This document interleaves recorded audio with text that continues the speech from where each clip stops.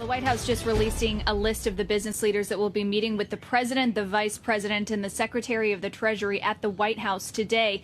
It includes representatives from some of the most powerful business lobbies, including the Business Roundtable and the Chamber of Commerce.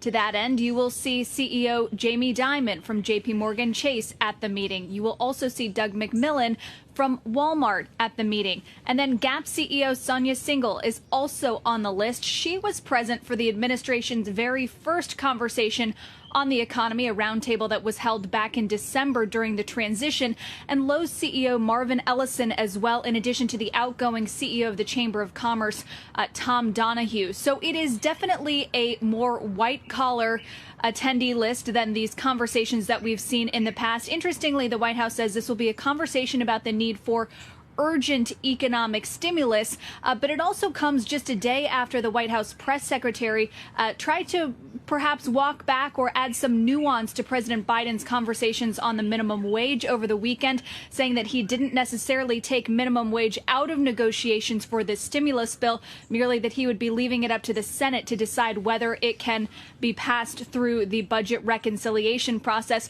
You'll note all of those companies are companies that at least pay some type of employees a wage, an hourly wage, whether it's a bank teller or a store associate. So you have to imagine that that is going to be one topic that figures prominently as well. Guys, back to you. Yeah. Hey, Kayla, it's David.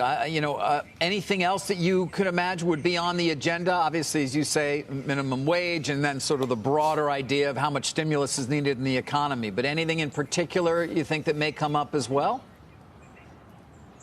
Well, I think that it's going to be a broader agenda-setting type meeting, David. I mean, we definitely have seen these organizations with prominent access to Republican administrations in the past, but perhaps less priority access to the Biden administration, which has said that it would prioritize organized labor and the labor community when it makes its policy decisions. So it's an opportunity for them to have a seat at the table and to really speak their mind about what they feel is important. We should also note a lot of these organizations have shifted their agendas to reflect more of the priorities of the Biden administration because they don't want to be coming to these conversations with unrealistic expectations about what they'd like to see. Business Roundtable, for instance, was advocating for deregulation, tax reform, and free trade during the Trump administration.